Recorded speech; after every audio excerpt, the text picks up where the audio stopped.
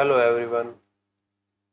जैसे कि हम पिछले वीडियोस में पढ़ते आ रहे हैं एनसीईआरटी की बुक्स, और अभी हम पहुंच चुके हैं क्लास 8 की हिस्ट्री की बुक में, जिसका नाम है हमारे अतीत थर्ड, जिसका इस वीडियो में है 7 चैप्टर, जिसका नाम है देशी जनता के को सभ्य बनाना, राष्ट्र को शिक्षित करना। पहले के अध्याय में आप देख चुके हैं कि ब्रिटिश शासन ने के कारण यहाँ के राजाओं और नवाबों, किसानों और आदिवासियों पर किस किस तरह के प्रभाव पड़े थे। इस अध्याय में हम यह समझने का प्रयास करेंगे कि इन चीजों से विद्यार्थियों के जीवन पर क्या असर पड़े। विद्यार्थियों के जीवन को समझना इसलिए जरूरी है क्योंकि भारत में अंग्रेज केवल भू क्षेत्र पर विजय और आय पर नियंत्रण नहीं चाहते थे। उन्हें लगता था कि उनका एक सांस्कृतिक मिशन भी है। वे मानते थे कि उन्हें देशी समाजों को सभ्य बनाना है और उन्हें रीति रिवाजों और मूल्य मान्यताओं को बदलना है। इसके लिए कौन से बदलाव लाए जाते जाने थे? भारतीयों को शिक्षित, सभ्य और अंग्रेजों की सोच के मुताबिक अच्छी प्रजा बनाने के लिए कौन से कदम उठाए जाने थे? अंग्रेजों के पास भी एक सवाल के कोई बने बनाए जवाब नहीं थे। इन सवालों पर कई दशकों तक बहस चली थी।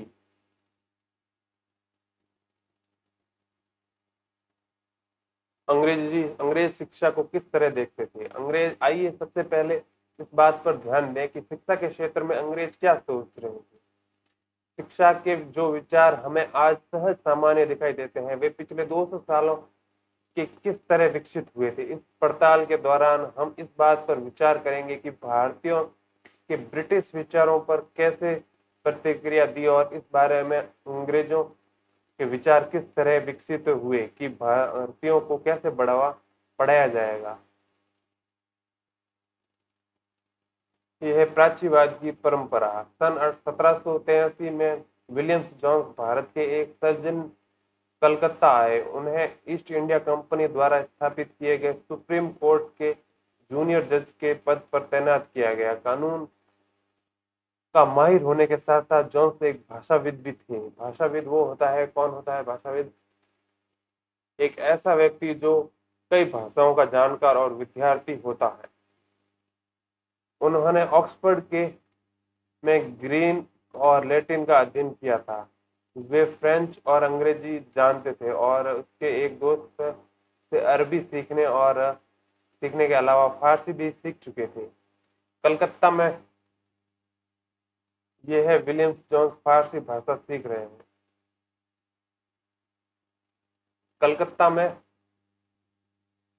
आने के बाद रोजाना घंटों तक संस्कृत विद्वानों के साथ बैठकर उन्होंने संस्कृत की बारीकी, उनकी व्याकरण और संस्कृत वाक्यों का अध्ययन करने लगे थे। कुछ ही समय में उन्होंने कानून, दर्शन, धर्म, राजनीति, नैतिकता, अंक गणित, चिकित्सा विज्ञान और अन्य विज्ञान की प्राचीन भारतीय पुस्तकों का अध्ययन शुरू कर दिया। जोन्स ने पाया कि उस समय तक कलकत्ता में तैनात बहुत सारे अंग्रेज अफसर भी अब उनके जैसे दिलचस्पी रखते थे। हेनरी थॉमस कोलब्रुक और नेथेलियन हॉल्डेन भी भारतीय भाषाओं की सीख व संस्कृत फारसी रचनाओं का अंग्रेजी में अनुवाद कर रहे थे। प्राचीन भारतीय विरासत को समझने के प्रयास में लगे हुए थे। इन लोगों के साथ मिलकर जोन्स ने एशियाटिक सोसाइटी ऑफ बंगाल का गठन किया और एशियाटिक रिसर्च नामक शोध पत्रिका का प्रकाशन शुरू किया। जेम्स और कोलब्रुक भारत के प्रति एक खास तरह का रवैया रखते थे। वे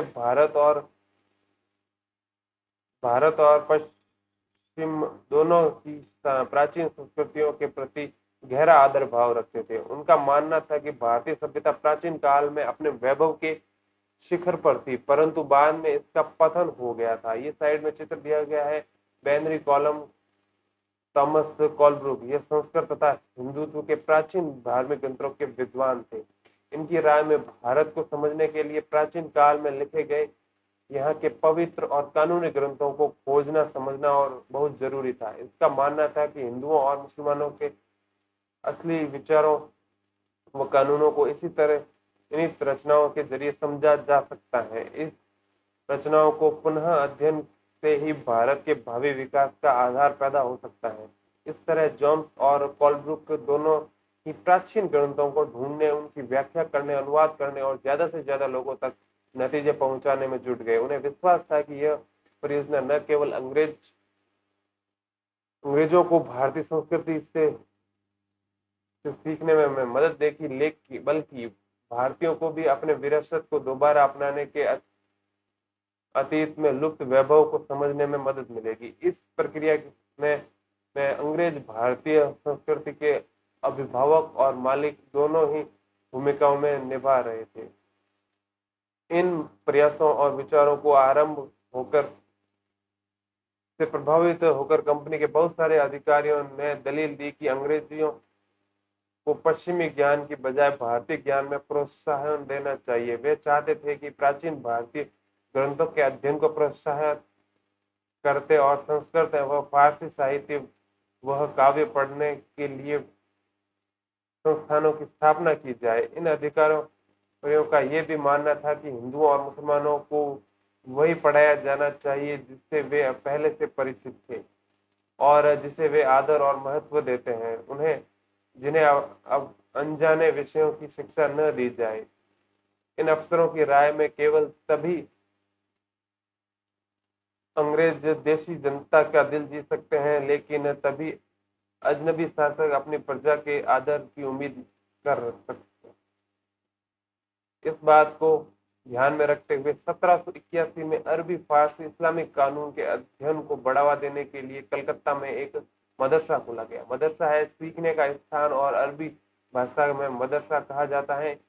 यह किसी भी तरह का स्कूल या कॉलेज या कोई और संस्थान हो सकता है।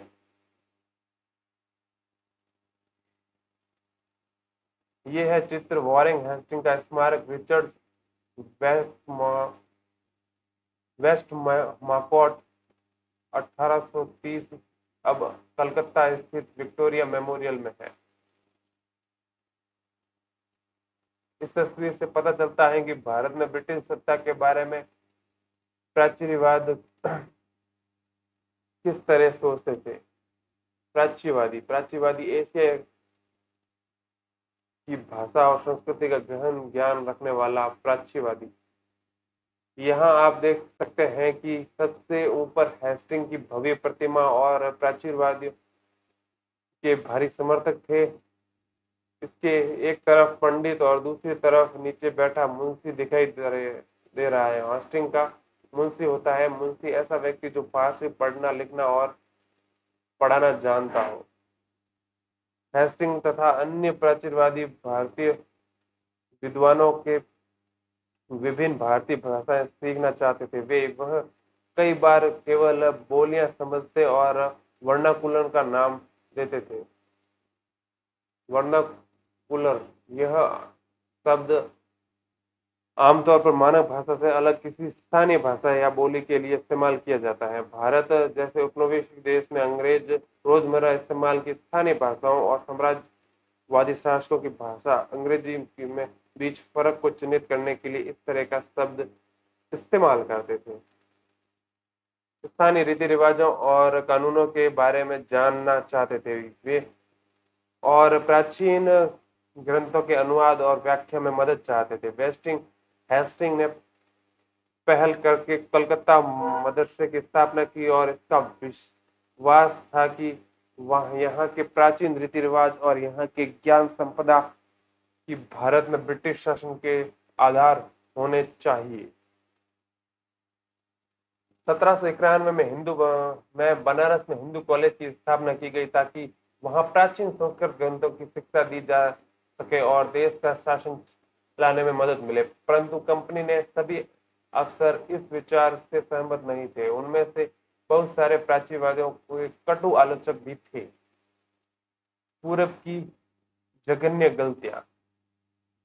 19वीं सदी के शुरुआत से ही बहुत सारे अंग्रेज अफसर शिक्षा के प्राचीनवाद दृष्टिकोण को आलोचना करने लगे। उनका कहना था कि पूर्वी समाजों का ज्ञान त्रुटियों से भरा हुआ और अवैज्ञानिक है। इसके मुताबिक पूर्वी साहित्य अंग भीर और सतही था, इसलिए उन्हें दलित दलील दी कि अंग्रेजी को पूर्वी और संस्कृत भाषा व साहित्य के अध्ययन को बढ़ावा देने पर इतना खर्चा नहीं करना चाहिए।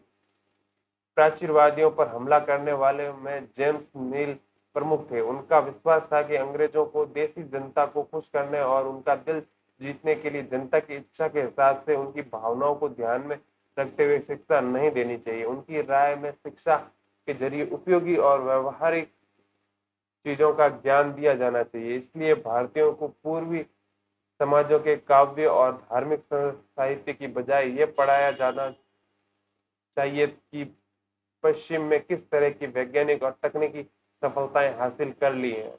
1830 के दशक में प्राचीनवादियों का विरोध और तीखा हो गया। थॉमस बेबेक, न्यूटन, मैकाले इन आलोचकों के सबसे मुखर प्रभावशाली विचारक थे।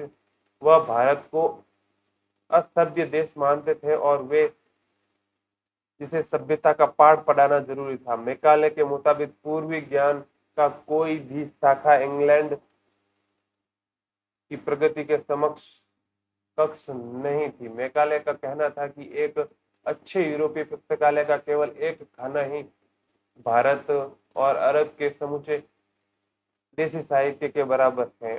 उसका तर्क था कि भारत के ब्रिटिश सरकार को प्राचीनवाद का ज्ञान पर सरकारी पैसा बर्बाद नहीं करना चाहिए, लेकिन क्योंकि इससे कोई फायदा होने वाला नहीं है।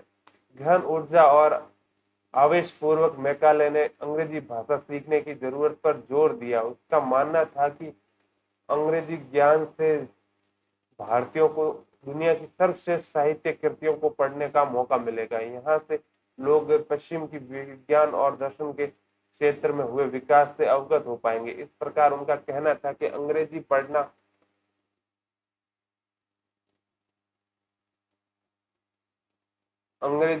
लोगों के लिए सभ्य बनाने और उनकी रुचियों मूल्यों को संस्कृति में को बदलने का रास्ता हो सकता है।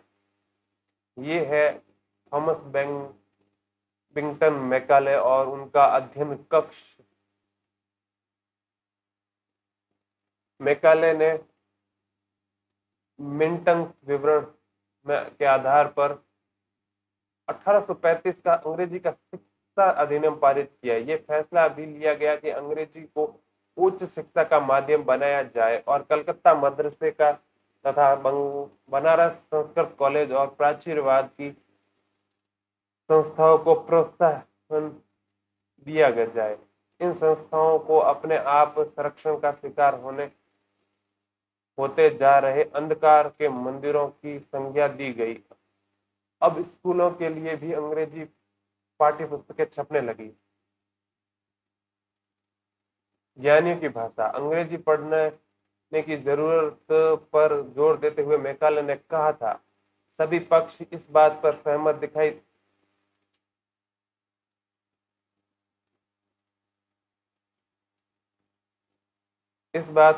दिखाई देते हैं कि भारत के देसी लोगों का द्वारा आमतौर पर बोली जाने वाली बोलियां न तो साहित्यिक जानकारी होती हैं न ही वैज्ञानिक। इनके अलावा वे बोलियां इतनी दरिद्र और रूखी होती हैं कि अगर किसी और स्रोत से उनको समृद्ध न बनाया जाए तो किसी किसी भी मूल्यवान कृति का उसके अनुवाद भी नहीं किया जा सकता। थॉमस बेबिंगटन मैकाले भारतीय शिक्षा के विषय में 2 फरवरी 1835 में विंटर्स व्यवसाय के लिए शिक्षा। 1854 में ईस्ट इंडिया कंपनी की लंदन स्थित कोर्ट ऑफ डायरेक्टरेट ने भारतीय गवर्नर जनरल को शिक्षा के क्षेत्र में विषय एक नोट भेजा।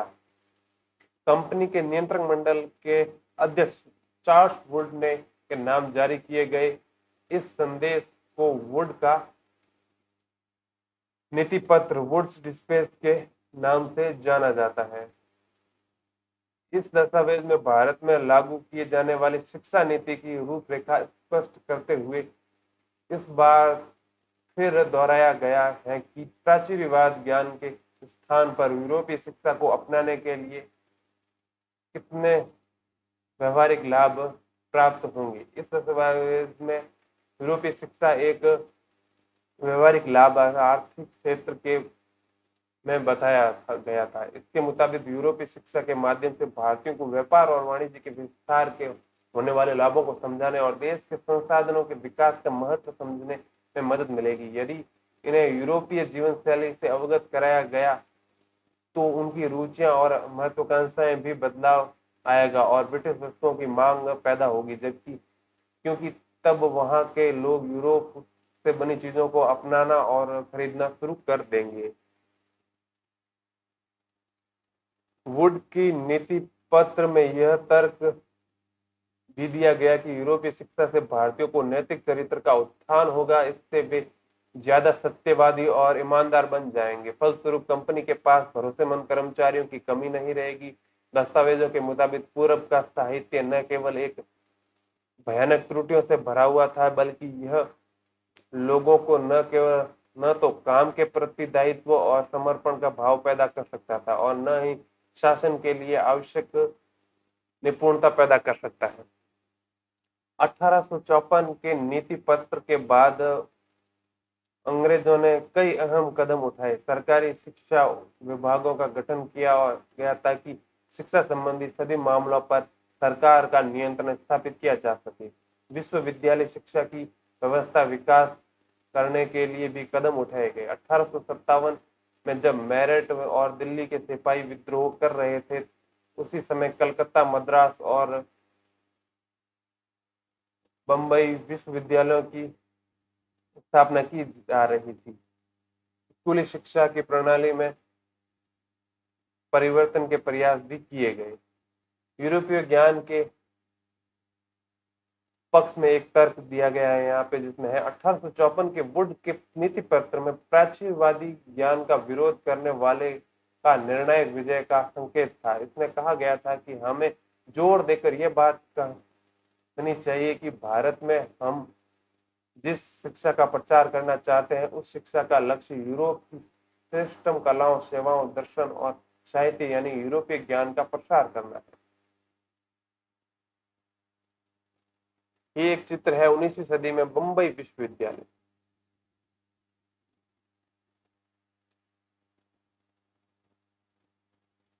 ये है नैतिक शिक्षा की मांग, जिसमें ये चित्र दिया हुआ है स्कॉटलैंड के स्थायी प्रचारक विलियम कैरे, जिसने सेरामपुर मिशन की स्थापना में मदद की थी। 19वीं सदी में भारत में सक्रिय ईसाई प्रचारकों के व्यवहारिक शिक्षा के पक्ष में दिए गए तर्कों का घोर विरोध किया।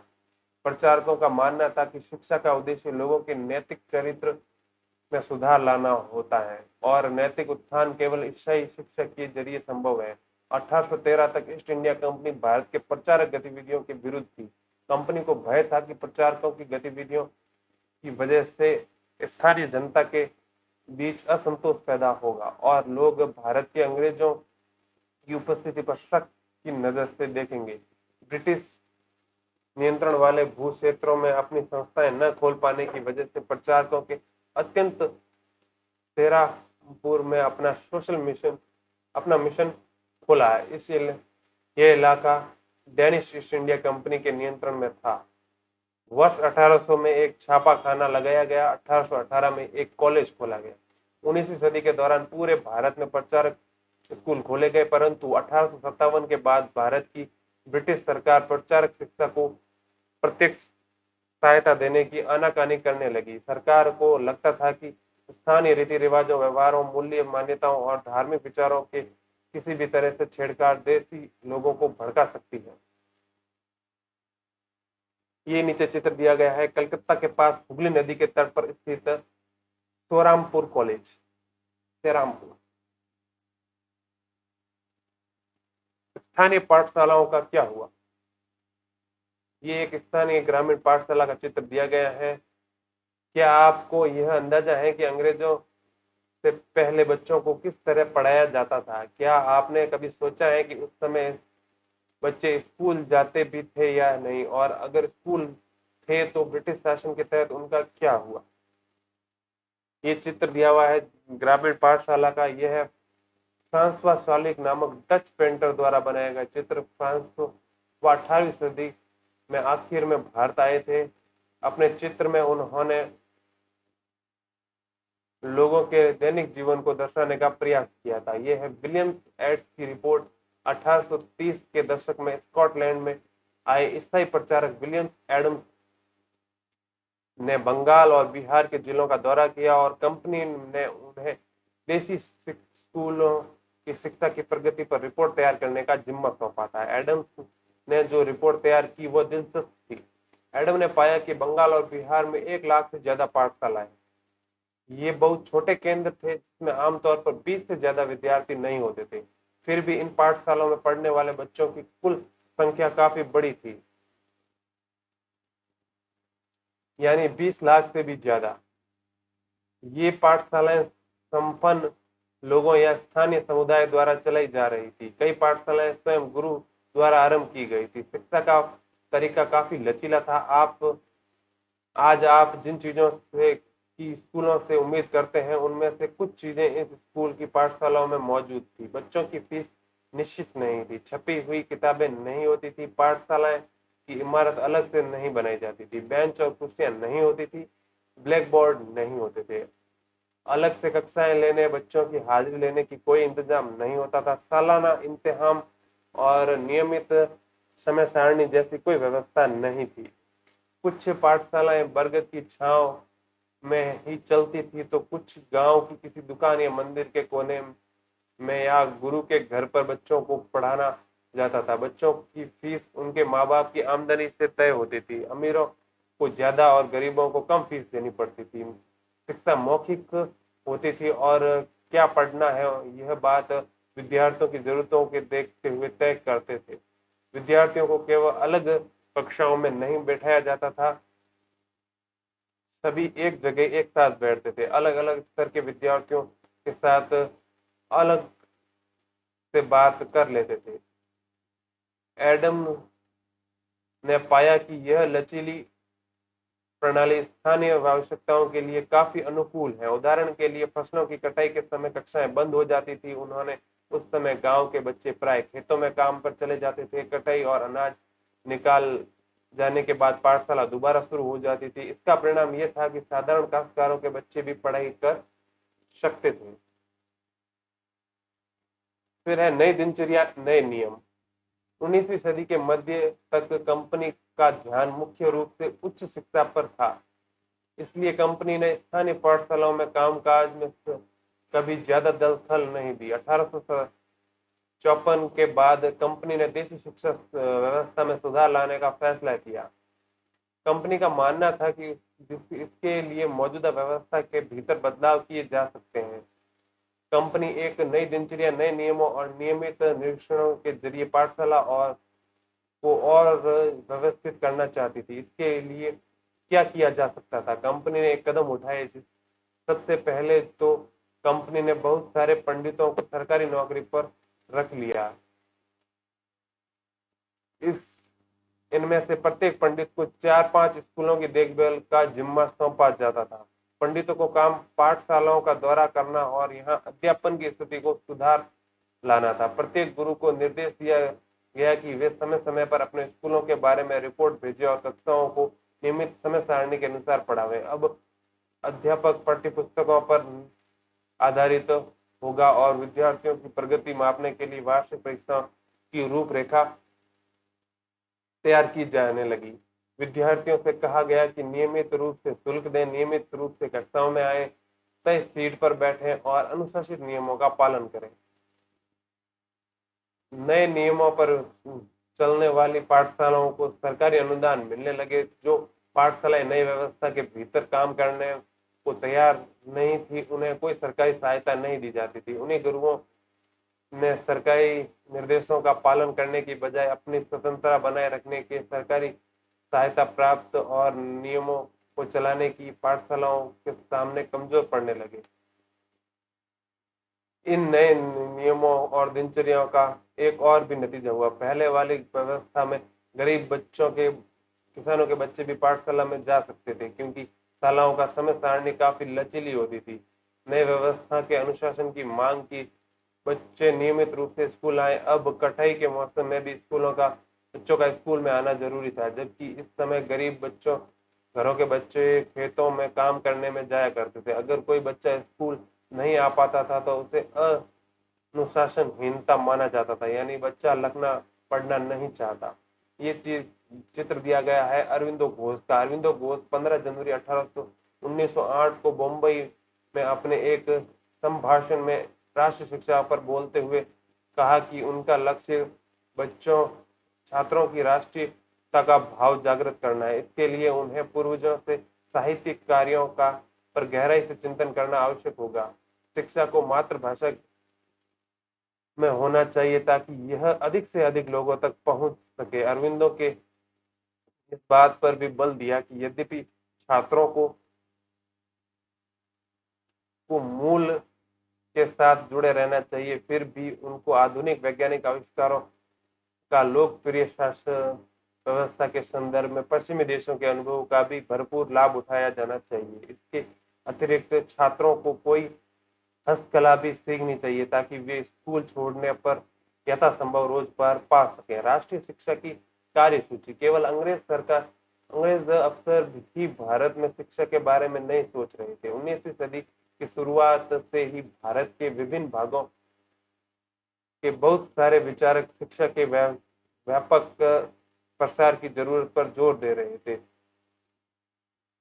स्कूल में आ रहे बदलावों से प्रभावित कुछ भारतीयों का मानना था कि पश्चिमी शिक्षा भारत का आधुनिकरण कर रही है। उन्होंने अंग्रेजों को आह्वान किया कि वे नए स्कूल, कॉलेज और विश्वविद्यालय खोलें तथा शिक्षा पर ज्यादा से ज्यादा पैसा खर्च करें। इस दिशा में हुए कुछ प्रयासों के बारे में आप अध्याय 9 में पढ़ेंगे।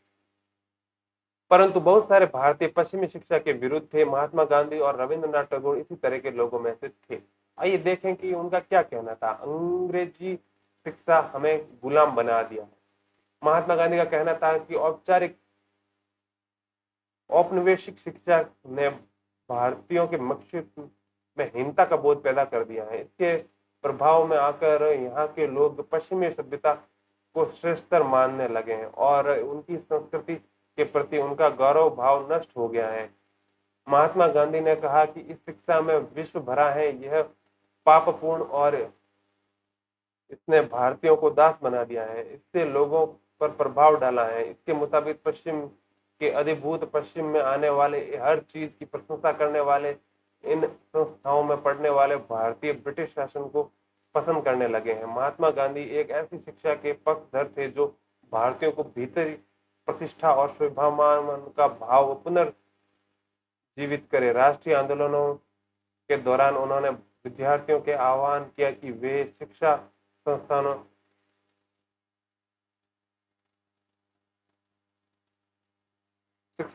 को छोड़ दें और अंग्रेजों को बताएं कि वे गुलाम बने रहने के लिए तैयार नहीं है। महात्मा गांधी की दृढ़ मान्यता थी कि शिक्षा केवल भारतीय भाषाओं में ही दी जानी चाहिए। उनके मुताबिक अंग्रेजी में दी जा रही शिक्षा भारतीय को अपाहिज बना देती है। उनमें से अपने सामाजिक परिवेश को काट दिया है और उन्हें अपनी ही भूमि पर अजनबी बना दिया है। उनकी राय में विदेशी भाषा बोलने वाले, स्थानीय संस्कृति से घृणा करने वाले अंग्रेजी शिक्षित भारतीय अपनी जनता से जुड़ने से तौर तरीके भूल चुके थे।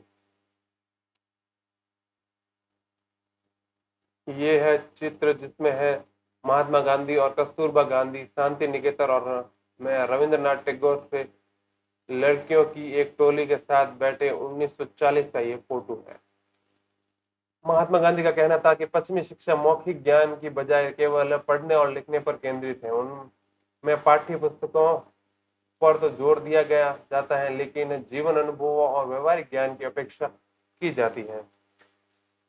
गांधी का तर्क था कि शिक्षा के व्यक्ति का दिमाग और आत्मविकसित होनी चाहिए, जिसकी उनकी राय केवल साक्षरता यानी कि पढ़ने और लिखने की साक्षरता पा लेना ही शिक्षा नहीं होती। इसके लिए लोगों को हाथ से काम करना पड़ता है, हुनर सीखने पड़ते हैं और ये जानना पड़ता है कि विभिन्न चीजों को किस तरह काम करती हैं। जिससे उनका मस्तिष्क समझने और क्षमता दोनों में विकसित होंगे।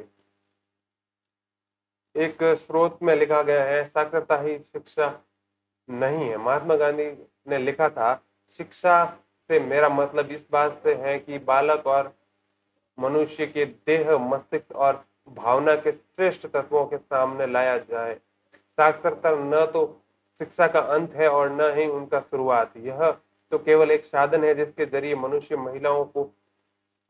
पुरुषों और महिलाओं को शिक्षा दी जा सकती है। साक्षरता अपने आप में शिक्षा नहीं होती। लिहाजा मैं बच्चों को शिक्षित करने के लिए सबसे पहले और कोई उपयोगी हस्त कौशल सिखाऊंगा और उन्हें शुरू से ही कुछ रचने पैदा करने को लिए तैयार करूंगा। मेरा मानना है कि दिमाग और आत्मा का सर्वोच्च विकास इस तरह की शिक्षा से ही संभव है।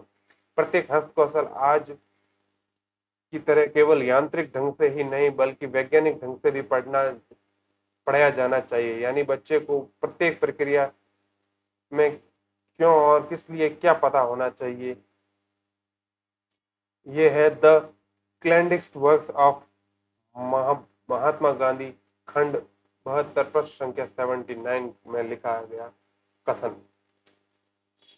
जैसे जैसे राष्ट्रीय भावना का प्रसार हुआ, कई दूसरे विचारक भी ऐसी ही राष्ट्रीय शिक्षा प्रणाली के बारे में सोचने लगे और अंग्रेजों द्वारा स्थापित की गई व्यवस्था को आमूल तौर पर भिन्न। टैगोर का शांति निकेतन, ये नीचे चित्र दिया गया है। शांति निकेतन एक कक्षा चल रही है 1930 के दशक में। आप आसपास का माहौल देखिए, चारों तरफ पेड़ और खुली जगह है। आपने में से बहुत से दोस्तों ने शांति निकेतन के बारे में सुना होगा। क्या आप जानते हैं कि इसकी स्थापना किसने और क्यों की थी? रविंद्रनाथ टैगोर ने यह संस्था 1901 में शुरू की थी। टैगोर जब बच्चे थे तो स्कूल जाने में बहुत चिढ़ते थे। वहां उनका दम घुटता था। उन्हें स्कूल का माहौल दमनकारी लगता था। टैगोर को उन्हें लगता था कि मानो स्कूल कोई जेल हो, क्योंकि वहां बच्चे मनचाहा कभी नहीं कर पाते थे। जब वो दूसरे बच्चे को सुन रहे होते थे तो टैगोर का दिमाग कहीं और भटक रहा होता था। कलकत्ता के अपने स्कूली जीवन के अनुभवों में शिक्षा के बारे में टैगोर के विचारों काफी प्रभावित किया।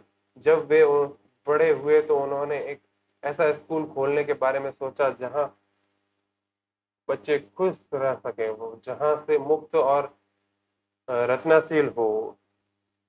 यहाँ वे अपने विचारों और आकांक्षाओं को समझ सके। टैगोर को लगता था कि बचपन का समय अपने आप सीखने का समय होता चाहिए। वह अंग्रेजों द्वारा स्थापित की गई शिक्षा व्यवस्था के कड़े और बंधनकारी अनुशासन से मुक्त होना चाहिए। शिक्षक कल्पनाशील हो, बच्चों को समझने और उनके अंदर उत्सुकता जानने की चाह विकसित करने में मदद की। टैगोर के मुताबिक वर्तमान स्कूल बच्चे की रचनाशीलता चकित होने के लिए स्वाभाविक गुण को मार देते हैं। टैगोर का मानना था कि सृजनात्मक शिक्षा को केवल प्राकृतिक परिवेश में ही प्रोत्साहित किया जा सकता है। इसलिए उन्होंने कलकत्ता से 100 किलोमीटर दूर एक ग्रामीण परिवेश में अपना स्कूल खोलने का फैसला किया। उन्हें यह जगह निर्मल शांति से भरी शांति निकेतन दिखाई दी, जहां प्रकृति के साथ जीते हुए बच्चे अपनी स्वाभाविक सृजनात्मक मेधा को और विकसित कर सकते थे। बहुत सारे मामलों में टैगोर और महात्मा गांधी शिक्षा के बारे में कमोबेश एक जैसी राय रखते थे, लेकिन दोनों के बीच फर्क भी थे। गांधी जी पश्चिमी सभ्यता और मशीनों और प्रौद्योगिकी की उपासना के कट्टर आलोचक थे। टैगोर आधुनिक पश्चिमी सभ्यता और भारतीय परंपरा के श्रेष्ठ तत्वों का सम्मिश्रण चाहते थे। उन्होंने शांति निकेतन में कला, संगीत और नृत्य के साथ साथ विज्ञान, प्रौद्योगिकी की शिक्षा पर भी जोर दिया। इस प्रकार बहुत सारे लोग इस बारे में सोचने लगे कि एक राष्ट्रीय शिक्षा प्रणाली की रूपरेखा क्या होनी चाहिए। कुछ लोग अंग्रेज द्वारा स्थापित की गई व्यवस्था से परिवर्तन चाहते थे। उनका मानना था कि इसी व्यवस्था को इस तरह फैलाया जाए कि उनसे ज्यादा से ज्यादा लोगों को पढ़ने के मौके मिले। इसके विपरीत बहुत सारे लोगों ऐसे भी थे जो एक वैकल्पिक व्यवस्था चाहते थे, ताकि लोगों को तो सच्चे अर्थ में राष्ट्रीय संस्कृति की शिक्षा दी जा सके। कौन तय करे कि सच्चे अर्थों में राष्ट्रीय क्या होता है? इस राष्ट्रीय शिक्षा की बहस स्वतंत्रता बाद भी जारी रही। ये नीचे एक चित्र दिया गया है। कोयम्बटूर के एक प्राचीन प्रचार स्कूल में खेल रहे बच्चे 19वीं सदी का प्रारंभ में 19वीं सदी के मध्य तक ईसाई प्रचारक और भारतीय सुधारवादी संगठन लड़कियों के लिए स्कूल खोलने लगे थे। इसी के साथ ये चैप्टर खत्म होता है और लास्ट टॉपिक हर चैप्टर की तरह इस चैप्टर में है अन्यत्र। सभ्य करने के लिए शिक्षा। 1870 में शिक्षा अधिनियम लागू होने तक आमतौर पर पूरी आबादी के लिए व्यापक शिक्षा व्यवस्था नहीं थी। बाल मजदूरी बहुत बड़े पैमाने पर थी, इसलिए गरीब अपने बच्चों को स्कूल नहीं भेज पाते थे। परिवार चलाने के लिए उनकी आय महत्वपूर्ण थी। स्कूल भी बहुत कम थे। ज्यादातर स्कूल चर्च या ईसाई द्वारा स्थापित किए गए थे। शिक्षा अधिनियम लागू होने के बाद सरकार ने नए नए स्कूल खोलने शुरू किए और अनिवार्य शिक्षा का प्रावधान किया। थॉमस आर्नोल्ड उस दौर में सबसे महत्वपूर्ण शैक्षिक विचारकों में से एक थे। वह रब्बी नामक प्राइवेट स्कूल के प्रमुख मुख्य अध्यापक थे। माध्यमिक स्कूल की पाठ्यचर्या में 2000 साल पुरानी ग्रीक और रोमन शास्त्रीय कृतियों से विस्तृत अध्ययन की हिमायत करते हुए उन्होंने कहा था कि मुझे हमेशा ऐसा प्रतीत हुआ कि अंग्रेजी स्कूलों में जो अध्ययन क्रम अपनाया जाता है उसमें सबसे अच्छी बात यह है कि वह हमारे दिमाग को लगातार अतीत के बारे में सोचने को प्रेरित करता है।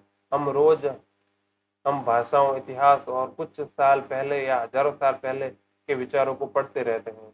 अर्नोल्ड का मानना था कि शास्त्रीय कृतियों के अध्ययन से दिमाग अनुशासित होता है। वास्तव में उस काल के ज्यादातर शिक्षाविदों की मान्यता थी कि इस तरह का अनुशासन बहुत जरूरी है, क्योंकि बच्चे स्वाभाविक रूप से असभ्य होते हैं और उन्हें नियंत्रित करना आवश्यक है। सभ्य वयस्क के रूप में विकसित करने के लिए उन्हें मालूम होना चाहिए कि समाज में ऐसी सही और गलत क्या है और उचित और अनुचित आचरण क्या होता है। शिक्षा खास तौर पर बच्चों के दिमाग को अनुशासित करने वाली शिक्षा का मकसद उन्हें इसी मार्ग पर आगे ले जाना था। क्या आप बता सकते हैं कि इस तरह के विचारों ने इंग्लैंड के गरीबों तथा उपनिवेशों में देशी जनता की शिक्षा में संबंधित सोच को किस तरह प्रभावित किया होगा? इसी के साथ ये चैप्टर भी समाप्त होता है। हम मिलेंगे नेक्स्ट वीडियो में इसी बुक के नेक्स्ट चैप्टर के साथ। तब तक के लिए धन्यवाद। Thank you.